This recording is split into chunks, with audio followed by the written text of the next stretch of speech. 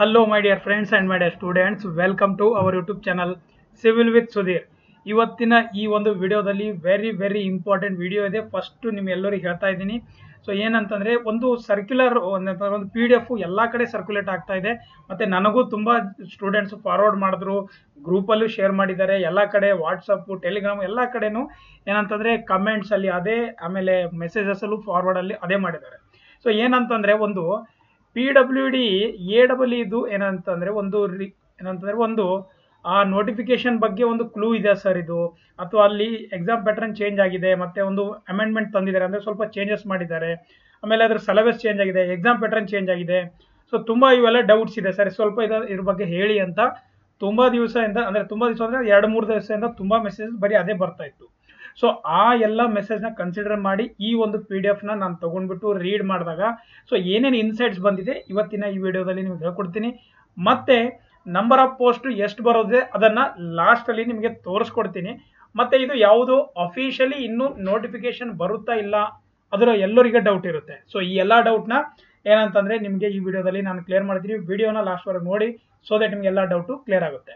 Okay, so ಬನ್ನಿ first ಇದು ಏನಂತಂದ್ರೆ ಬಂದಿರೋದು PWD AEE. ಇದು ಸ್ವಲ್ಪ 2018ರಲ್ಲಿ ಏನಂತಂದ್ರೆ ಏನು ಅವ್ರದ್ದು ರೂಲ್ಸ್ ಇತ್ತಲ್ಲ ಅದನ್ನ ಅವರು ಚೇಂಜ್ ಮಾಡ್ತಾ ಇದ್ದಾರೆ. ಸೊ ಫಸ್ಟ್ ಇದು ಅಫಿಷಿಯಲಿ ರಾಜ್ಯಪತ್ರ ಅಂತಂದ್ರೆ ಯಾವತ್ತೂ ಏನಾದ್ರೂ ಅಮೆಂಡ್ಮೆಂಟ್ ಆಗ್ಬೇಕಂತಂದ್ರೆ ಅದೇನಂತಂದ್ರೆ ಇದ್ರಲ್ಲಿ ಬರುತ್ತೆ ಫಸ್ಟ್, ರೈಟ್. ಸೊ ಅದಕ್ಕೆ ಬಂದಾಗ ಈಗ ಇದರಲ್ಲಿ ಏನು ಕೊಟ್ಟಿದ್ದಾರೆ ಅದನ್ನ ನಾವು ಒಂದೊಂದಾಗಿ ನೋಡೋಣ. ಮತ್ತೆ ನೋಟಿಫಿಕೇಶನ್ ಬಗ್ಗೆನೂ ಏನಂತಾರೆ ಲಾಸ್ಟ್ ಅಲ್ಲಿ ನಾವು ಮಾತಾಡೋಣ, ಇವಾಗ ಬೇಡ. ಫಸ್ಟ್ ಈ ರೂಲ್ಸ್ ಅಲ್ಲಿ ಏನಿದೆ ಅದನ್ನ ನಾವು ಡಿಸ್ಕಸ್ ಮಾಡೋಣ. ಓಕೆ, ಬನ್ನಿ. ಸೊ ನೋಡಿ, ಇದು ಬಂದಿರೋದು ಏನಂತಂದ್ರೆ 21ನೇ ಮಾರ್ಚ್, ಆಯ್ತಾ, 21 ಮಾರ್ಚ್ 2023ಕ್ಕೆ ಇದು ನಮಗೆ ಇಲ್ಲಿ ಬಂದಿರೋದು. ಬಟ್ ನನಗೆ ಸಿಕ್ಕಿರೋದು ನಿನ್ನೆ ಇವತ್ತು ತುಂಬಾ ಫಾರ್ವರ್ಡ್ ಆಗಿರೋದು. ಇದು ಏನ್ ಹೇಳ್ತಾ ಇದ್ದಾರೆ, ವಿಷಯ ಏನಿದೆ ನೋಡೋಣ. ಲೋಕೋಪಯೋಗಿ ಇಲಾಖೆಯ ವೃಂದ ಮತ್ತು ನೇಮಕಾತಿ ನಿಯಮಗಳ 2018ಕ್ಕೆ ತಿದ್ದುಪಡಿ ಮಾಡುವ ಕುರಿತು ಕಾರ್ಯಕಾರಿ ಆದೇಶ ಅಂತ ಹೇಳ್ತಾ ಇದ್ದಾರೆ. 2018ದ ಏನ್ ನಿಯಮಗಳಿತ್ತಲ್ಲ ಅದರಲ್ಲಿ ಸ್ವಲ್ಪ ಚೇಂಜಸ್ ಮಾಡ್ತಾ ಇದ್ದೀನಿ ಅಂತ ಅವರು ಇಲ್ಲಿ ಕ್ಲಿಯರ್ ಆಗಿ ಮೆನ್ಷನ್ ಮಾಡಿದ್ದಾರೆ. ಈಗ ಪ್ರಸ್ತಾವನೆ ಏನಿದೆ ಫಸ್ಟ್ ನೋಡಿ, ಏನ್ ಕೊಟ್ಟಿದ್ದಾರೆ, ಫಸ್ಟ್ ಏನಿತ್ತು, ಏನ್ ಚೇಂಜಸ್ ಆಗ್ತಾ ಇದೆ ಅದನ್ನ ತಿಳ್ಕೊಳ್ಳೋದು ತುಂಬಾ ಇಂಪಾರ್ಟೆಂಟ್ ಇದೆ. ಬರೀ PWD ಬಂತು ಅದು ರಾಂಗ್, ಆಯ್ತಾ. ಇನ್ಫಾರ್ಮೇಶನ್ ನ ಕರೆಕ್ಟ್ ಆಗಿ ತಿಳ್ಕೊಳ್ಳೋದು ವೆರಿ ಇಂಪಾರ್ಟೆಂಟ್. ತಿಳ್ಕೊಳ್ಳೋಣ. ಫಸ್ಟ್ ಪ್ರಸ್ತಾವನೆ ಏನಿದೆ ಅದನ್ನ ನೋಡೋಣ.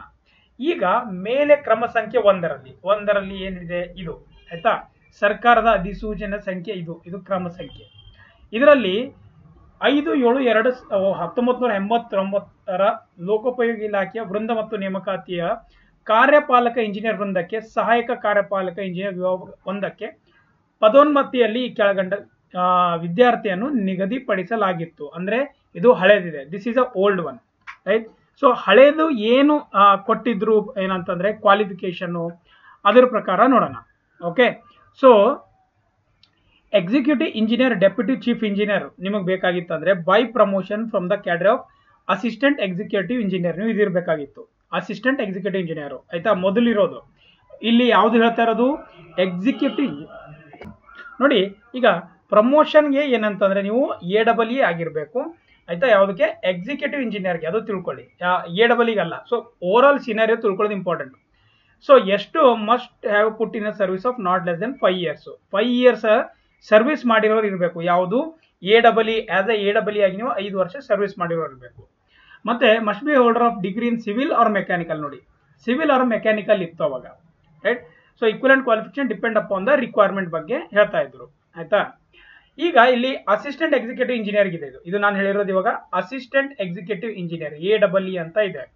ಸೊ ಇದಕ್ಕೆ 75% by promotion from the cadre of the assistant engineer. ಅಂದ್ರೆ 75% AE ಯಾರು ಇರ್ತಾರೆ ಆಲ್ರೆಡಿ ಡಿಪಾರ್ಟ್ಮೆಂಟ್ ಅಲ್ಲಿ, ಅಲ್ಲಿಂದ ತಗೋತಾರೆ. ಮಿಕ್ಕಿರೋದನ್ನ ಏನ್ ಮಾಡ್ತಾರೆ ಅಂತಂದ್ರೆ ಅದು ಡೈರೆಕ್ಟ್ ರಿಕ್ರೂಟ್ಮೆಂಟ್ ಥ್ರೂ ಮಾಡ್ತೀನಿ ಅಂತ ಹೇಳಿದ್ರು. ಸೊ ಇದ್ರದ್ದು ಕ್ವಾಲಿಫಿಕೇಶನ್ ಏನಿತ್ತು, ಸಿವಿಲ್ ಆರ್ ಮೆಕ್ಯಾನಿಕಲ್ ಇದ್ರೆ ತಗೋತಾ ಇದ್ರು.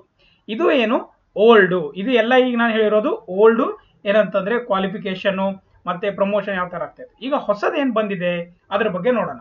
ಮೇಲೆ ಕ್ರಮ ಸಂಖ್ಯೆ 2ರಲ್ಲಿ ಓದಲಾದ ಅಧಿಸೂಚನೆ 2/1/2018 ಪ್ರಸ್ತುತ ಜಾರಿಯಲ್ಲಿ ಇರುವ ಲೋಕೋಪಯೋಗಿ ಇಲಾಖೆಯ ವೃಂದ ನೇಮಕಾತಿ, ಆಯ್ತಾ, ಅದ್ರ ಬಗ್ಗೆ ಕಾರ್ಯಪಾಲಕ ಇಂಜಿನಿಯರ್ ವೃಂದಕ್ಕೆ ಸಹಾಯಕ ಕಾರ್ಯಪಾಲಕ ಇಂಜಿನಿಯರ್ ವಿಭಾಗ 1 ವೃಂದಕ್ಕೆ ಈ ಕೆಳಗಂಡ ವಿದ್ಯಾರ್ಥಿಯನ್ನು ನಿಗದಿಪಡಿಸಲಾಗಿದೆ. ಅಂದ್ರೆ ಈಗ ಕ್ವಾಲಿಫಿಕೇಶನ್ ಅಲ್ಲೂ ಚೇಂಜ್ ಮಾಡಿದ್ದಾರೆ. ಸೊ ಅದನ್ನು ತಿಳ್ಕೊಳ್ಳೋಣ. ಈಗ ನೋಡಿ, ಎಕ್ಸಿಕ್ಯೂಟಿವ್ ಇಂಜಿನಿಯರ್ ಈಗ first promotion from the cadre of the assistant executive engineer grade 1. So promotion ಆಗೋದಿತ್ತಂದ್ರೆ ನೀವು ಎ ಇಂದ ಡಬಲ್ ಇಗೆ ಎಕ್ಸಿಕ್ಯೂಟಿವ್ ಇಂಜಿನಿಯರ್ ಹೋಗ್ಬೇಕಂದ್ರೆ ನಿಮ್ಮ ಹತ್ರ ಯಾವ್ಯಾವುದು ಏನಂತಂದ್ರೆ ಡಿಗ್ರಿ ಇರ್ಬೇಕು. ಇವಾಗ ನೋಡಿ, ಇಲ್ಲಿ ನಾನು ಒಂದೊಂದಾಗಿ ಓದಿ ಏನು ಹೇಳೋದಿಲ್ಲ ನಿಮಗೆ.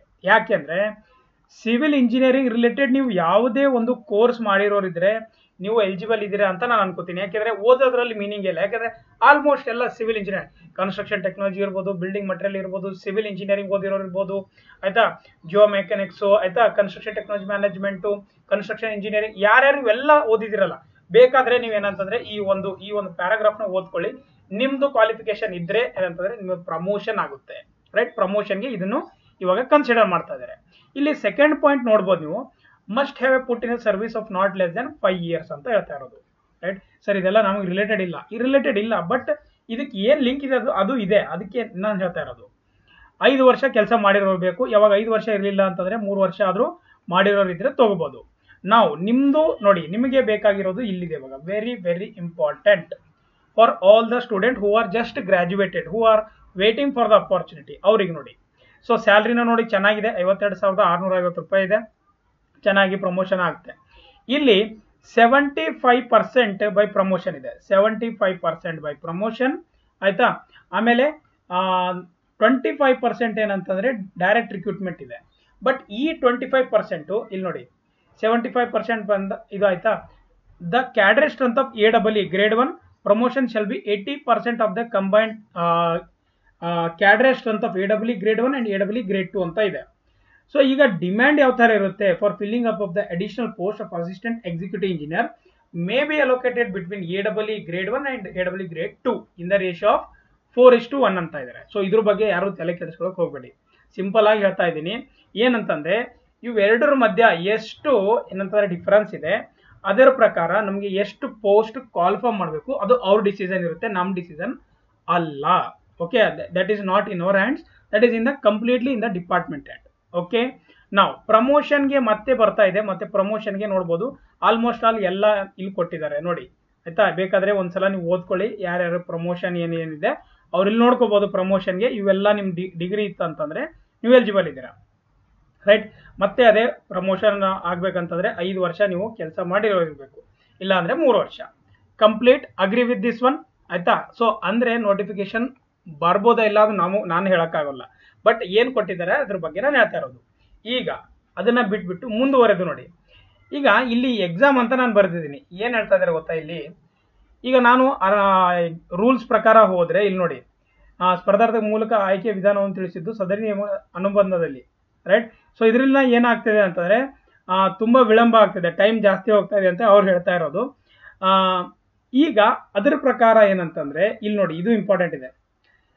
ಪ್ರಶ್ನೆ ಪತ್ರಿಕೆಗಳಲ್ಲಿ ತಾಂತ್ರಿಕ ವಿಷಯಕ್ಕೆ ಸಂಬಂಧಿಸಿದಂತೆ ಲೋಕೋಪಯೋಗಿ ಇಲಾಖೆಯ ವ್ಯಾಪ್ತಿಗೆ ಒಳಪಡುವ ಕಾಮಗಾರಿಗಳಲ್ಲಿ ಅಂದ್ರೆ PWD ಡಿಪಾರ್ಟ್ಮೆಂಟ್ ಏನಿದೆ ಆ ಡಿಪಾರ್ಟ್ಮೆಂಟ್ ರಿಲೇಟೆಡ್ ಏನು ವರ್ಕ್ ಇರುತ್ತೆ ಅದರ ಪ್ರಕಾರ ನಿಮ್ಮ ಸಬ್ಜೆಕ್ಟ್ಸ್ ನ ಕೊಟ್ಟಿದ್ದಾರೆ. ನಿಮ್ಮ ಸಬ್ಜೆಕ್ಟ್ ಎಕ್ಸ್ಪರ್ಟೈಸ್ ನ ಅವರು ಏನಂತಂದ್ರೆ ಚೆಕ್ ಮಾಡೋಕೆ ಇದನ್ನು ಹೊಸ ಚೇಂಜಸ್ ಮಾಡಿದ್ದಾರೆ.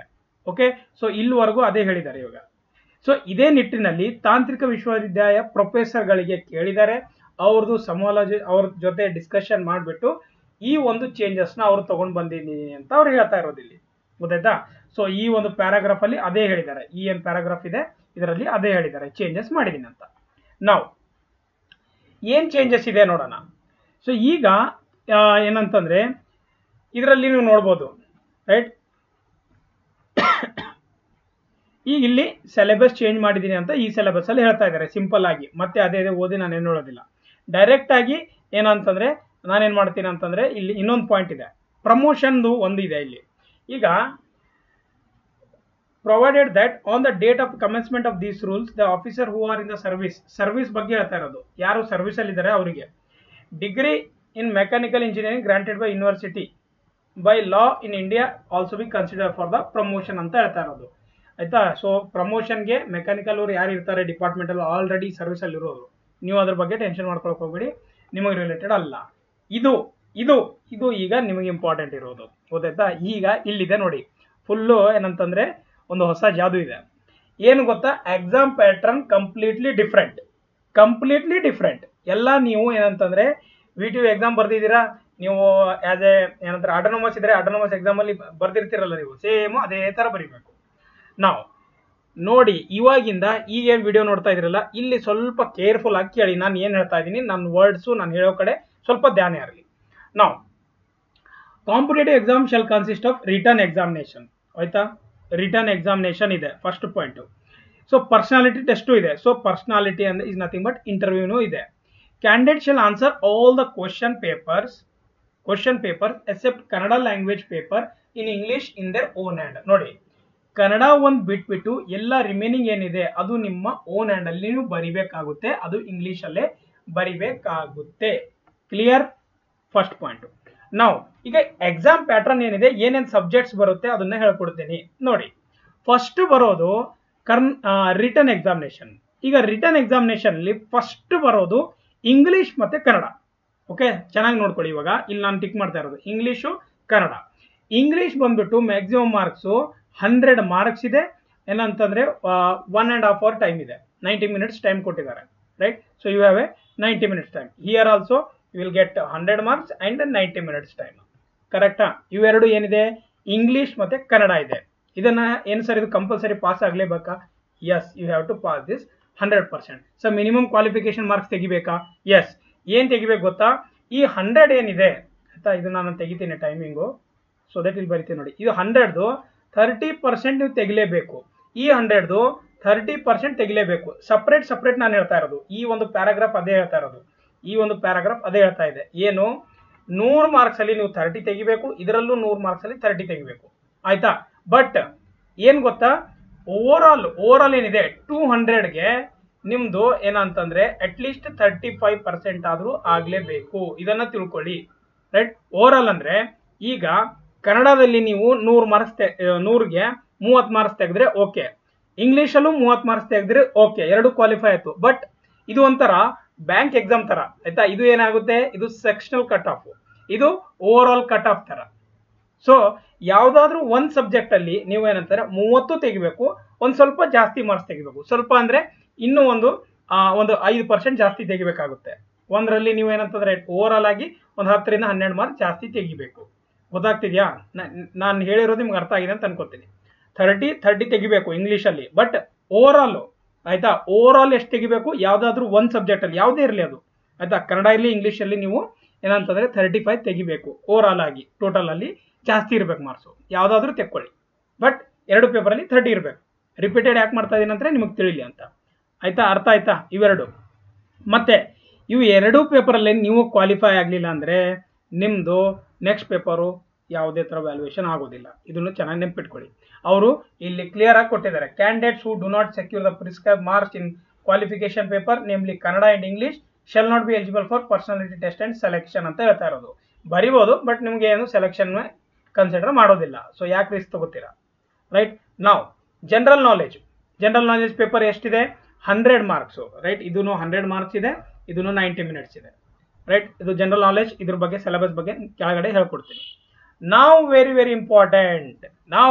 Important is that is the technical subject. ನೋಡಿ ಇಲ್ಲಿ ಟೋಟಲ್ 4 ಪೇಪರ್ ಇದೆ. ರೈಟ್, ಟೋಟಲ್ ಆಗಿ 4 paper. Maximum marks of each paper 4 paper ಇದೆ. 4 into 100 ರೈಟಾ, 400 ಮಾರ್ಕ್ಸ್ ಇದ್ರದೇ ಆಗೋಯ್ತು. ರೈಟ್, 400 ಮಾರ್ಕ್ಸ್ ಇದ್ರದೇ ಆಯ್ತು. So duration of the each of the paper is 3 hours. 3 hours ಇದೆ paper. So 3 hours ಇದೆ paper. Every paper having 3 hours. 3 hours ಇದೆ paper. ಈಗ ನೋಡಿ, confusions ಮಾಡ್ಕೊಳಕ್ ಹೋಗ್ಬೇಡಿ, ನಿಮಗೆ ಕರೆಕ್ಟ್ ಆಗಿ ಹೇಳ್ಕೊಡ್ತೀನಿ ನೋಡಿ. ಇಲ್ಲಿ ಸೆಕೆಂಡ್ ಪಾಯಿಂಟ್ ನೋಡಿ, every paper consist of 3 parts. Right, ಇಲ್ಲಿ ಸಿಲೆಬಸ್ ಅಲ್ಲಿ ನೀವು ನೋಡಿದಾಗ ನಿಮ್ಗೆ ಗೊತ್ತಾಗುತ್ತೆ. ನೋಡಿ, ಸಿಲೆಬಸ್ ಅಲ್ಲಿ 3 parts ಇದೆ. ಪೇಪರ್ 1 ಅಲ್ಲಿ part A, part B, part C. I think ನಿಮ್ಮ ಸಿಲೆಬಸ್ ನೀವು ಯಾವಾಗ ಇಂಜಿನಿಯರಿಂಗ್ ಓದ್ತಾ ಇರ್ತೀರಲ್ಲ, ಸೊ ಇದೇ ತರ ಇರ್ತಿತ್ತು. ಒಂದು ಸಬ್ಜೆಕ್ಟ್ ಅಲ್ಲಿ 8 ಯೂನಿಟ್ ಇರ್ತಾ ಇತ್ತು. ಪಾರ್ಟ್ ಎ, ಒಂದು ಪಾರ್ಟ್ ಬಿ ಅಂತ ಇರ್ತಾ ಇತ್ತು. ಇದರಲ್ಲಿ 3 ಮಾಡಬೇಕು, ಇದರಲ್ಲಿ ಅಟ್ಲೀಸ್ಟ್ 1 ಮಾಡಬೇಕು ಇತ್ತು ತಾನೆ. ಸೇಮ್ ಅದೇ ತರ ಇಲ್ಲೂ ಇದೆ. ಇಲ್ಲಿ ನೋಡಿ 3 ಪಾರ್ಟ್ ಇದೆಯಲ್ಲ ಪೇಪರ್ 1 ಅಲ್ಲಿ, part A, part B, part C. ಕಾಣಿಸ್ತಾ ಇದೆಯಾ? ಸೊ ಇದೇ ತರ ಎಷ್ಟು ಪಾರ್ಟ್ ಇದೆ ಇಲ್ಲಿ ನೋಡೋಣ. Every paper consist of 3 parts. ಅಂದ್ರೆ ಎವ್ರಿ ಪೇಪರ್ ಅಂದ್ರೆ 4 ಪೇಪರ್ ಇದೆ, ಅದರಲ್ಲಿ 3 parts ಇದೆ. Right. Part A, part B, part C ಅಂತ ಇದೆ. ಸೊ ಆ part A, part B, part C ಅಲ್ಲಿ ಈಚ್ ಪಾರ್ಟ್ ಅಕೌಂಟ್ಲಿ total each paper consist of total 9 question. ಆಯ್ತಾ, ಟೋಟಲ್ ಆಗಿ 9 ಕ್ವಶನ್ ಇರುತ್ತೆ. ಈ 9 ಕ್ವಶನ್ ಅಲ್ಲಿ ನೀವೇನ್ ಮಾಡ್ಬೇಕಂತಂದ್ರೆ 3 parts from all the 3 parts ಅಲ್ಲಿ 9 ಕ್ವಶನ್ ಇರುತ್ತೆ. 3 ಇರ್ಬೋದು, ಎಷ್ಟಿರುತ್ತೆ ಗೊತ್ತಿಲ್ಲ. Candidate has to answer 5 question. ನೀವು 9ರಲ್ಲಿ 5 ಕ್ವಶನ್ ನ ಆನ್ಸರ್ ಮಾಡಬೇಕು. ದಯವಿಟ್ಟು ಅರ್ಥ ಮಾಡ್ಕೊಳ್ಳಿ ನಾನೇನ್ ಹೇಳ್ತಾ ಇರೋದು. ರೈಟ್, 9 ಕ್ವಶನ್ ಕೊಡ್ತಾರೆ. ಯಾವ ತರ ಇಲ್ಲಿ ನೋಡಿ, ಈಗ ಇದ್ರ ಮೇಲೆ 3 ಕ್ವಶನ್ ಕೊಡ್ತಾರೆ. ಫಾರ್ ಎಕ್ಸಾಂಪಲ್ ಇದ್ರ ಮೇಲೆ 3 ಕ್ವಶನ್ ಕೊಡ್ತಾರೆ. ರೈಟ್, ಸೊ ಅದಾದ್ಮೇಲೆ ಇದ್ರ ಮೇಲೆ 3 ಕ್ವಶನ್ ಕೊಡ್ತಾರೆ. ಸೊ 9 ಕ್ವಶನ್ ಆಯ್ತಾ. 9 ಕ್ವಶನ್ ಅಲ್ಲಿ ನೀವು ಎಷ್ಟು ಬರಿಬೇಕು? 5 ಕ್ವಶನ್ ಬರಿಬೇಕು. ಬಟ್ ಇಲ್ಲೊಂದು ಕಂಡೀಷನ್ ಕೊಟ್ಟಿದ್ದಾರೆ. Right, so selection of minimum 1 question from each part. 1 question ಆದ್ರೂ ನೀವು 1 ಪಾರ್ಟ್ ಇಂದ ಬರಿಬೇಕು. ನೀವು ಬರೀ ನಾನು ಪೇಪರ್ 1 ಟ್ರಾನ್ಸ್ಪೋರ್ಟೇಷನ್ ಇಂಜಿನಿಯರಿಂಗ್ ಅಲ್ಲಿ ಎಲ್ಲ ನಾನು ಇಲ್ಲಿಂದ ಬರಿತೇನೆ ಅಂದ್ರೆ ಅಲ್ಲ. ಇದರಿಂದ 4 ಬರೆದ್ರೆ, ಇದರಿಂದ 4 ಬರೆದ್ರೆ ಇಲ್ಲಿ ಏನ್ ಮಾಡ್ಬೇಕಾಗುತ್ತೆ? ಅಟ್ ಲೀಸ್ಟ್ 1 ಕ್ವಶನ್ ಆದ್ರೂ ನೀವು ಅಟೆಂಡ್ ಆಗ್ಬೇಕಾಗುತ್ತೆ. ಗೊತ್ತಾಯ್ತಾ? So this is a very compulsory they have given.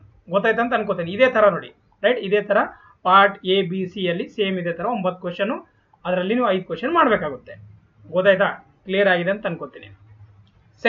Third point, every question with 20 marks. ಅಂದ್ರೆ ಈಗ ಇದು ಪಾರ್ಟ್ ಎ ಬಿ ಸಿ ಅಂತ ಇದೆ. ಸೊ ಇದು ಏನಂತಂದ್ರೆ ಇದರಲ್ಲಿ 20 ಮಾರ್ಕ್ಸ್ ಬರ್ಬೋದು ಪಾರ್ಟ್ ಎ ಅಲ್ಲಿ, ಅಥವಾ ಆ ಒಂದು ಇದರಲ್ಲಿ 20 ಒಂದೊಂದು ಕ್ವಶನ್ ಇರ್ಬೋದು, ಇಲ್ಲಾಂದ್ರೆ ಡಿಫರೆಂಟ್ ಮಾರ್ಕ್ಸ್ ಟೋಟಲ್ ಆಗಿ 20ನ ಮಾಡ್ಬೋದು ಅಂತ ಅವ್ರು ಹೇಳ್ತಾ ಇರೋದು. ರೈಟ್, ಸೊ 20 ಇಂಟು 5 ಕ್ವಶನ್ ನಾವು ಆನ್ಸರ್ ಮಾಡ್ಬೇಕು ತಾನೆ. 20 ಇಂಟು 5, ಸೊ ಇದು 100 ಆಗುತ್ತೆ. ಗೊತ್ತಾಗ್ತಿದೆಯಾ? ಕ್ಯಾಲ್ಕುಲೇಷನ್ ತುಂಬಾ ಸಿಂಪಲ್ ಆಗಿದೆ. ಓಕೆ, ಸೊ ಈಗ ಸಿಲೆಬಸ್ ನೋಡಿ. ರೈಟ್, ನಾನು ಇದೆಲ್ಲ ಸ್ವಲ್ಪ ಇರೇಸ್ ಮಾಡ್ತೀನಿ ಸೊ ದಟ್ ನಿಮಗೆ ಯಾವುದೇ ತರ ಕನ್ಫ್ಯೂಷನ್ಸ್ ಬೇಡ. ಸೊ ಈಗ ನಿಮ್ ಸ್ಕ್ರೀನ್ ಮೇಲೆ ನಾನು ಮಾರ್ಕ್ ಮಾಡ್ತಾ ಇರೋದು ಸಿಲೆಬಸ್. ಯಾವುದಕ್ಕೆ? ಇದು ಇಂಗ್ಲಿಷ್ಗೆ. ಇಲ್ಲಿ ನೋಡಿ, ಇಂಗ್ಲಿಷ್ಗೆ ಏನ್ ಹೇಳ್ತಾ ಇದ್ದಾರೆ? SSLC ಲೆವೆಲ್ ಇರುತ್ತೆ. ಯಾವ್ದು? ಪ್ಯಾಸೇಜ್ ಮಾಡಕ್ ಬರಬೇಕು, ಪ್ರಿಸೈಸ್ ರೈಟಿಂಗ್ ಬರಬೇಕು, ವೊಕ್ಯಾಬ್ಯುಲರಿ ಬರಬೇಕು, ಶಾರ್ಟ್ ಎಸೆ ಬರಬೇಕು, ಕಮ್ಯುನಿಕೇಶನ್ ಸ್ಕಿಲ್ ಇರಬೇಕು. ಇಷ್ಟು ಬಂದ್ರೆ ಸಾಕು ಅಂತ ಅವ್ರು ಹೇಳ್ತಾ ಇರೋದು ಕ್ವಾಲಿಫೈಯಿಂಗ್ ನೇಚರ್. ಕನ್ನಡ ಬಗ್ಗೆ ನಾನು ಏನು ಹೇಳಲ್ಲ, ನಿಮ್ಮೆಲ್ಲರಿಗೂ ಆಲ್ರೆಡಿ ಗೊತ್ತಿದೆ ಕನ್ನಡ ಏನೇನು ಓದಬೇಕು ಅಂತ. ಅದನ್ನು same precis writing, vocabulary, short essay, translation from English to Kannada essay ಇರುತ್ತೆ. ಸೊ ಅದನ್ನು ನೀವು ಬರಿಬೇಕು. ಸೇಮ್ ಈಗ ನಮ್ದು ಕಂಪಲ್ಸರಿ ಕನ್ನಡ ಏನಿದೆ ನೋಡಿ ಇವಾಗ, ಸೊ ಅದೇ ಪ್ಯಾಟರ್ನ್ ನೀವು ಫಾಲೋ ಮಾಡಿದ್ರೆ ಸಾಕು, ಬೇರೆದೇನು ಮಾಡೋದು ಬೇಕಾಗಿಲ್ಲ. ಬಟ್ ಇವೆರಡು ಕ್ವಾಲಿಫೈಯಿಂಗ್ ನೇಚರ್ ಇದೆ, ನೀವು ಮಾಡಲೇಬೇಕಾಗುತ್ತೆ. ರೈಟ್, ಜನರಲ್ ನಾಲೆಜ್ ಪೇಪರ್ ಅಲ್ಲಿ ಸಿಂಪಲ್ ಆಗಿ ಅವ್ರು ಏನು ಕೊಟ್ಟಿಲ್ಲ. ಇಲ್ಲಿ ಕೊಟ್ಟಿದ್ದಾರೆ ಬರೀ ಇಂಡಿಯನ್ ಹಿಸ್ಟ್ರಿ ಅಂತ ಕೊಟ್ಟಿದ್ದಾರೆ, ಮತ್ತೆ ಏನಂತಂದ್ರೆ ಜೋಗ್ರಫಿ ಕೊಟ್ಟಿದ್ದಾರೆ, ಮತ್ತೆ ಕರೆಂಟ್ ಅಫೇರ್ಸ್ ಕೊಟ್ಟಿದ್ದಾರೆ. ಇವು 3 ಕೊಟ್ಟಿದ್ದಾರೆ. ಬಟ್ ನಾನು ಹೇಳೋದೇ ಅಂತಂದ್ರೆ ಅವ್ರು ಏನ್ ಕೊಟ್ಟಿದ್ದಾರೆ? Including general knowledge of current events of such matters of every day observation experience in their scientific aspect as may be expected by the educated person who has not made any special study of any scientific. ಇದೆಲ್ಲ ಸುಮ್ಮನೆ ಕೊಡ್ತಾರೆ. ಅದಾದ್ಮೇಲೆ ಎಲ್ಲ subject ಇಂದ ಆಮೇಲೆ question ಕೇಳ್ತಾರೆ ಅಲ್ಲಿ. So ಅದಕ್ಕೆ ನಾನು ಯಾವಾಗಲೂ ಏನೇನು ಸಬ್ಜೆಕ್ಟ್ ಹೇಳ್ತೀನಿ, ಎಕನಾಮಿಕ್ಸ್ ಅದನ್ನು ಸ್ವಲ್ಪ ಓದ್ಕೊಂಡು ಹೋಗೋದು ಬೆಟರ್ ಅಂತ ನಾನು ಅಂತೀನಿ. General knowledge paper. ನಾವು coming to the very very important, that is the syllabus. Syllabus ಯಾವ್ದಿದೆ ನೋಡೋಣ. ನೋಡಿ, ಇಲ್ಲಿ ಟೆಕ್ನಿಕಲ್ ಪೇಪರ್ 1, 2, 3, 4 ಅಂತ ಹೇಳಿದೆ. ಇಲ್ಲಿ ನೋಡಿ ಪೇಪರ್ 1 ಇದೆ. ಇದು this is a paper 1. So paper 1 ಅಲ್ಲಿ ಏನ್ ಮಾಡಿದ್ದಾರೆ? ಕಂಪ್ಲೀಟ್ ಆಗಿ ಟ್ರಾನ್ಸ್ಪೋರ್ಟೇಷನ್ ಇಂಜಿನಿಯರಿಂಗ್ ಕೊಟ್ಟಿದ್ದಾರೆ. ಅದರಲ್ಲಿ ನೀವು ನೋಡ್ಬೋದು ಟ್ರಾನ್ಸ್ಪೋರ್ಟೇಷನ್ ಇಂಜಿನಿಯರಿಂಗ್ ಒಂದಿದೆ, ಆಯ್ತಾ. ಆಮೇಲೆ ರೈಲ್ವೆ ಇದೆ, ಇಲ್ಲಿ ನೋಡ್ಬೋದು ನೀವು, ಇದು ರೈಲ್ವೆ ಇದೆ ಪಾರ್ಟ್ ಬಿ ಅಲ್ಲಿ. ಪಾರ್ಟ್ ಸಿ ಅಲ್ಲಿ ಡಾಕ್ ಹಾರ್ಬರ್ ಏರ್ಪೋರ್ಟ್ಸ್ ಇದೆ. ಸೊ ನಾನೇನು ಅನ್ಬೋದು? ಇದು ಕಂಪ್ಲೀಟ್ಲಿ ಟ್ರಾನ್ಸ್ಪೋರ್ಟೇಷನ್ ಇಂಜಿನಿಯರಿಂಗ್ ಅಂತ ಅನ್ಬೋದು ಈ ಒಂದು ಪೇಪರ್ 1. ಸೊ ಇದರಲ್ಲಿ ನೋಡಿ ಏನು ಓದೋದಿದೆ ಎಲ್ಲ ಕೊಟ್ಟಿದ್ದಾರೆ. ಸೊ ಅದ್ರ ಪ್ರಕಾರ ನಾವು ಓದಬೇಕಾಗುತ್ತೆ ಇವಾಗ. ರೈಟ್, ಸೊ ಸಿಂಪಲ್ ಆಗಿದೆ. ಏನೇನು ನಾವು ನಾರ್ಮಲ್ ಆಗಿ ಟ್ರಾನ್ಸ್ಪೋರ್ಟೇಷನ್ ಅಲ್ಲಿ ಏನೇನಿದೆ ಅದನ್ನ ಅವ್ರು ಇಂಪಾರ್ಟೆಂಟ್ ಏನು ಹಾಕಿದ್ದಾರೆ, ಬರೀ ಹೆಸರು ಹಾಕಿದ್ದಾರೆ, ಮುಗೀತು. ಅದ್ರ ರಿಲೇಟೆಡ್ ಎಲ್ಲ ಓದ್ಬೇಕಷ್ಟೇ, ಆಯ್ತಾ. ಯಾಕೆ? This is a completely written exam ಬರಿಬೇಕಾಗುತ್ತೆ, ಆಯ್ತಾ. ಎಕ್ಸಾಮಿನೇಷನ್ VTU ನೆನ್ಸ್ ಮಾಡ್ಕೊಳ್ಳಿ. VTU ಅಲ್ಲಿ ಯಾವ ತರ ಬರ್ತಿದ್ರೆ ಅದೇ ತರ ಬರಿಬೇಕಾಗುತ್ತೆ. ರೈಟ್, ಸೊ ಅದನ್ನ ತಿಳ್ಕೊಳ್ಳಿ. ರೈಟ್, ರೈಲ್ವೆದು ಅದೇ ತರ ಇದೆ, ನೀವು ನೋಡ್ಕೋಬಹುದು ಈ ಸಿಲೆಬಸ್ ಅಲ್ಲಿ. ಆರಾಮಾಗಿ ಸ್ಲೀಪರ್ಸ್, ಬಲ್ಲಾಸ್ಟ್, ಫಿಕ್ಷರ್ಸ್ ಇದ್ರ ಎಲ್ಲ ಇದೇ ಇರುತ್ತೆ. ಪಾಯಿಂಟಿಂಗ್, ಕ್ರಾಸಿಂಗ್, ಜಾಮೆಟ್ರಿಕಲ್ ಡಿಸೈನು, ಆಮೇಲೆ ಟನಲ್ ಬಗ್ಗೆನೂ ಇದೆ. ಸೊ ಟನಲ್ಸು ಓದಬೇಕಾಗುತ್ತೆ ನೀವು, ಗೊತ್ತಾಯ್ತಾ. ಆಮೇಲೆ ಡಾಕ್ಸ್ ಹಾರ್ಬರ್ ಏರ್ಪೋರ್ಟ್, ಸೊ ಇದ್ರ ಬಗ್ಗೆನೂ ಎಲ್ಲ ಓದಬೇಕಾಗುತ್ತೆ. ಇದು ಪೇಪರ್ 1. ಪೇಪರ್ 2 ಏನಂತಂದ್ರೆ ಒನ್ ಟೈಪ್ ಆಫ್ ಇದು ಏನಂತಂದ್ರೆ ಮೆಕ್ಯಾನಿಕ್ಸ್ ಅಂತ ಅನ್ಬೋದು. ನಾನು ಮೆಕ್ಯಾನಿಕ್ಸ್ ಅಂತ ಅಂತೀನಿ. ಅದರಲ್ಲಿ ಸಾಲಿಡ್ ಮೆಕ್ಯಾನಿಕ್ಸ್ ಇದೆ, ಸ್ಟ್ರಕ್ಚರಲ್ ಅನಾಲಿಸಿಸ್ ಇದೆ, ಅದಾದ್ಮೇಲೆ ನೋಡ್ಬೋದು ನೀವು ಡಿಸೈನ್ ಸಬ್ಜೆಕ್ಟ್ಸು ಇದೆ, RCC, PSC, ಮೆಸನರಿ ಸ್ಟ್ರಕ್ಚರ್.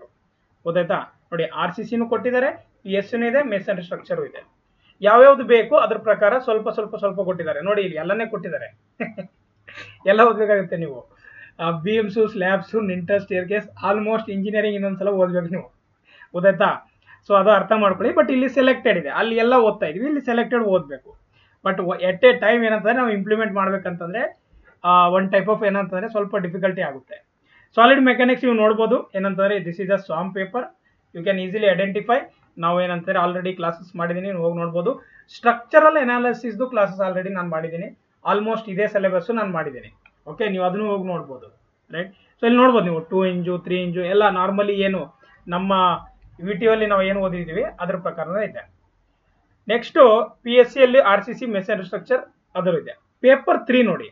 ಸೊ ಇದು ಒನ್ ಟೈಪ್ ಆಫ್ ನಾನು ಹೇಳ್ತೀನಿ, ಇದು ಕನ್ಸ್ಟ್ರಕ್ಷನ್ ಪ್ರಾಜೆಕ್ಟ್ ಮ್ಯಾನೇಜ್ಮೆಂಟ್ ತರ ಇದೆ, ಇದರಲ್ಲಿ ಮಿಕ್ಸ್ ಇದೆ, ರೈಟ್?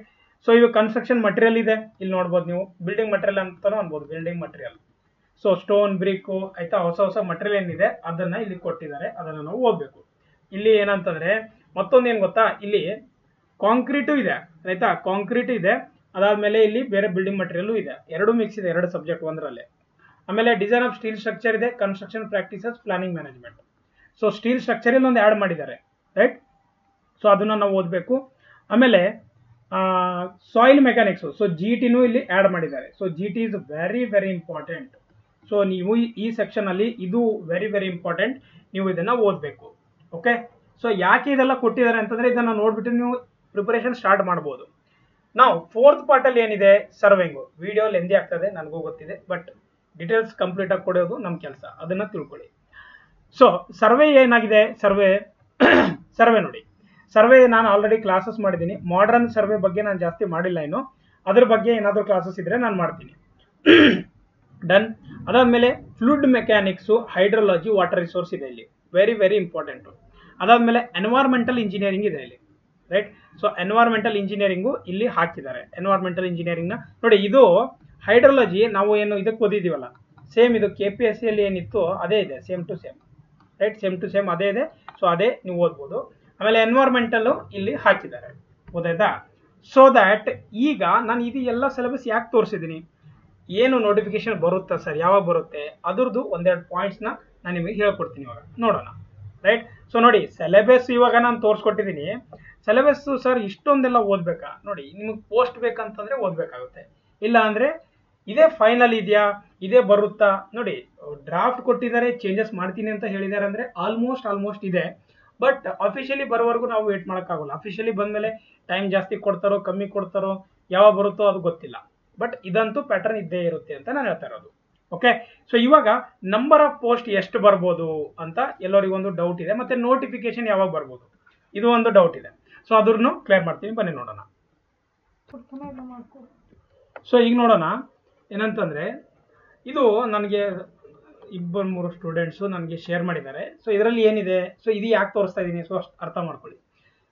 ಈಗ ಎಷ್ಟು ಪೋಸ್ಟ್ ಬರೋದಿದೆ ಅಂತ ತುಂಬಾ ಸ್ಟೂಡೆಂಟ್ಸು ಕೇಳ್ತೀರಾ. ನೋಟಿಫಿಕೇಶನ್ ಯಾವಾಗ ಬರೋದಿದೆ ಅದನ್ನ ಕ್ಲಿಯರ್ ಆಗಿ ಕನ್ಫರ್ಮ್ ಮಾಡ್ತೀನಿ ನೋಡಿ. ಸೊ ನೋಟಿಫಿಕೇಶನ್ ಯಾವಾಗ ಬರುತ್ತೆ ಅಂತ ನಾನು ಹೇಳಕ್ಕಾಗೋದಿಲ್ಲ, ಯಾಕೆ ಅಂತಂದ್ರೆ ಅದು ಫಸ್ಟು ಯಾಕೆ ಅಂತ ಇಲ್ಲಿ ನೀವು ನೋಡಿ. ಈಗ 660 ಇದು ಯಾವಾಗ ಬಂದಿರೋದು, ಇದು 26/12, ಅಂದ್ರೆ ಇದು ಡಿಸೆಂಬರ್ ಅಲ್ಲಿ ಒಂದು ಕೇಳಿರೋ ಕ್ವಶನ್ಗೆ ಆನ್ಸರ್ ಮಾಡಿದ್ದಾರೆ. 660 ಏನು ನೋಟಿಫಿಕೇಶನ್ ನಡೀತಾ ಇದೆ, ಸೊ ಅದಂತೂ ನಡೀತಾ ಇದೆ. ಅದನ್ನ ಬಿಟ್ಬಿಟ್ಟು 98, ಆಯ್ತಾ, 98 AEE ಇದು ಏನಂತಂದ್ರೆ ರಿಕ್ವೈರ್ಮೆಂಟ್ ಇದೆ ಅಂತ ಅವ್ರು ಹೇಳ್ತಾ ಇರೋದು ಇಲ್ಲಿ 98. ಈಗ 98 ಬರುತ್ತಾ ಸರ್ ಪೋಸ್ಟು, ನನಗೆ ಗೊತ್ತಿಲ್ಲ. ಬಟ್ ಇಲ್ಲಿರೋದು ನಾನು ಹೇಳ್ತಾ ಇರೋದು 98 they have sent for financial ಡಿಪಾರ್ಟ್ಮೆಂಟ್ಗೆ ಅವರು ಇದನ್ನ ಕಳಿಸಿದ್ದಾರೆ, ಆಲ್ರೆಡಿ ಕಳಿಸಿದ್ದಾರೆ. ಸೊ ಎಷ್ಟು ಏನೋ ಒಂದು ಕಮ್ಮಿ ಆಗಿ ಹಂಗೆ ಹಿಂಗೆ ಆಗಿ ಒಂದು 50ರಿಂದ 60, 70 ಪೋಸ್ಟ್ ಬರ್ಬೋದು ಅಂತ ನಾನು ಅನ್ಕೊಂಡಿದ್ದೀನಿ. ಬಟ್ ಯಾವಾಗ ಬರುತ್ತೆ, ಯಾವಾಗ ಇದನ್ನ ಕನ್ಫರ್ಮ್ ಮಾಡ್ತಾರೆ ಅವಾಗೆ ಬರುತ್ತೆ. ನೋಡಿ, ಇಲ್ಲಿ ಆರ್ಥಿಕ ಇಲಾಖೆಯ ಸಹಮತಿ ನೀಡಿದ ನಂತರ ಅಂತ ಹೇಳ್ತಾ ಇರೋದು. ಸೊ ಇದು ಎಲ್ಲಿಂದ ಬರುತ್ತೆ ಸರ್, KA ಕಡೆಯಿಂದ ಬರುತ್ತೆ, KPSC ನ 100% KPSC ನ ಬರುತ್ತೆ. ಇಲ್ಲಿ ಕೊಟ್ಟಿದ್ದಾರೆ ನೋಡಿ, ಕರ್ನಾಟಕ ಲೋಕಸೇವಾ ಆಯೋಗಕ್ಕೆ ನೇಮಕಾತಿ ಮಾಡಲು ಅಗತ್ಯ ಕ್ರಮ ವಹಿಸುವಂತೆ ಕೋರಲಾಗುವುದು ಅಂತ ಹೇಳ್ತಾ ಇದ್ದಾರೆ. ಸೊ ದ್ಯಾಟ್ KPSC ಥ್ರೋನೇ ಎಕ್ಸಾಮ್ ನಡೆಯುತ್ತೆ, ಇದನ್ನ ಚೆನ್ನಾಗಿ ತಿಳ್ಕೊಳ್ಳಿ, ರೈಟ್? ಸೊ ನೋಟಿಫಿಕೇಶನ್ ಯಾವಾಗ ಬರುತ್ತೆ ಅದನ್ನು ಕ್ಲಿಯರ್ ಮಾಡಿದ್ದೀನಿ. ನೋಟಿಫಿಕೇಶನ್ ಯಾರು ಡೇಟ್ ಹೇಳಕ್ಕಾಗೋದಿಲ್ಲ, ಯಾವ್ದು ಬರುತ್ತೆ ಅಂತ. ಬಟ್ ನಾನು ಹೇಳೋದೇನಂತಂದ್ರೆ ಇದು ಏನಂತಂದ್ರೆ PW ಡಿಪಾರ್ಟ್ಮೆಂಟ್ ಅಲ್ಲಿ ರಿಕ್ವೈರ್ಮೆಂಟ್ ಇದೆ. ಸೊ ಬೇಗ ಬರುತ್ತೆ, ಬೇಗ ಅಂತಂದ್ರು 5 ತಿಂಗಳು ಆಗ್ಬೋದು, 6 ತಿಂಗಳು ಆಗ್ಬೋದು, ಎಲೆಕ್ಷನ್ ಆದ್ಮೇಲೆ ಬರ್ಬೋದು. ಸೊ ಯಾವಾಗ್ಲೂ ಬರ್ಬೋದು, ನಾನೇನು ಹೇಳಕ್ಕಾಗೋದಿಲ್ಲ. ಈಗ ಕಮೆಂಟ್ಸ್ ಮಾಡ್ತೀರಾ, ಏನ್ ಕಮೆಂಟ್ಸ್ ಮಾಡ್ತೀರಾ, ಸೊ ಇವೆಲ್ಲ ಬರೋದಿಲ್ಲ, 2 ವರ್ಷ ಆದ್ಮೇಲೆ 3 ವರ್ಷ ಆದ್ಮೇಲೆ ಬರ್ಬೋದು. ನನ್ನ ಕೆಲಸ ಇನ್ಫಾರ್ಮೇಶನ್ ಕೊಡೋದಿತ್ತು, ನಾನು ಕೊಟ್ಟಿದ್ದೀನಿ. ನೋಟಿಫಿಕೇಶನ್ ಡೇಟು ಯಾರು ಹೇಳಕ್ಕಾಗೋದಿಲ್ಲ, ಅದನ್ನು ನಾನು ಮೊದಲೇ ಹೇಳ್ತಾ ಇರೋದು. ಓಕೆ, ನಾನು ಹೇಳ್ತಾ ಇಲ್ಲ ಎಕ್ಸಾಕ್ಟ್ ಆಗಿ ಇದೇ ಡೇಟ್ಗೆ ಇದೇ ಟೈಮ್ಗೆ ಬರುತ್ತೆ ಅಂತ. ಸೊ ಅದು ಯಾರು ಹೇಳಕ್ಕಾಗೋದಿಲ್ಲ. ಬಟ್ ನನಗೇನು ಇನ್ಫಾರ್ಮೇಶನ್ ಸಿಕ್ಕಿದೆ ಅದರ ಪ್ರಕಾರ ಎಷ್ಟೈತೆ ಅಷ್ಟು ನಿಮಗೆ ನಾನು ಯಾಕೆ ವಿಡಿಯೋ ಮಾಡ್ತೀನಿ ಅಂತಂದ್ರೆ, ನೀವು ಸ್ಟಡಿ ಮಾಡೋಕ್ಕೆ ಸ್ಟಾರ್ಟ್ ಮಾಡಬೇಕು. ಅದು ಇಂಟೆನ್ಷನ್ ಇರುತ್ತೆ ನಮ್ಮದು. ಬರೀ ನಿಮ್ಗೆ ಇನ್ಫಾರ್ಮೇಶನ್ ಕೊಡೋದಂತಂದ್ರೆ ಇಷ್ಟು ಬರ್ತಾ ಇದೆ ಅಷ್ಟು ಬರ್ತಾ ಇದೆ ನೋಡು ಅಲ್ಲ. You have to start your study side by side. At least side by side 1 hour 2 hour 3 hours ಆದರೂ ಡೈಲಿ ಓದಿ. ಸೊ ದಟ್ ಎಕ್ಸಾಮ್ ಒಂದೇ ಸಲ ಬಂದ್ಬಿಟ್ರೆ ನಿಮ್ಗೆ ಏನು ಟೆನ್ಷನ್ ಕಷ್ಟ ಆಗಬಾರ್ದು ಅಂತ ನಂದು ಒಂದು ಇಂಟೆನ್ಷನ್ ಇರುತ್ತೆ. Okay, I think you have got complete details about this circulating PDF ಏನಿತ್ತು ಇದು, ಅದ್ರ ಬಗ್ಗೆ ಹೇಳ್ಕೊಟ್ಟಿದ್ದೀನಿ. ಮತ್ತೆ ಎಷ್ಟು ಪೋಸ್ಟ್ ಬರ್ಬೋದು ಅಂತ ಒಂದು ಪ್ರಿಡಿಕ್ಷನ್ ಇದೆ, ಇಷ್ಟು ಬರ್ಬೋದು ಅಂತ. ಬಟ್ ಏನಾಗುತ್ತೆ 100% ನನ್ನ ಕೈಯಲ್ಲಂತೂ ಇಲ್ಲ. ಇರೋದನ್ನ ನಿಮ್ಗೆ ಹೇಳ್ಕೊಟ್ಟು ಈ ವಿಡಿಯೋನ ನಾನು ಇಲ್ಲೇ ಮುಗಿಸ್ತಾ ಇದ್ದೀನಿ. Thank you for your patience. ಇಲ್ಲಿವರೆಗೂ ವಿಡಿಯೋ ಯಾರ್ಯಾರು ನೋಡಿದಿರಾ ಎಲ್ಲರಿಗೂ ಧನ್ಯವಾದಗಳು ಅಂತ ಹೇಳ್ತಾ ವಿಡಿಯೋನ ಮುಗಿಸ್ತಾ ಇದ್ದೀನಿ. Thank you.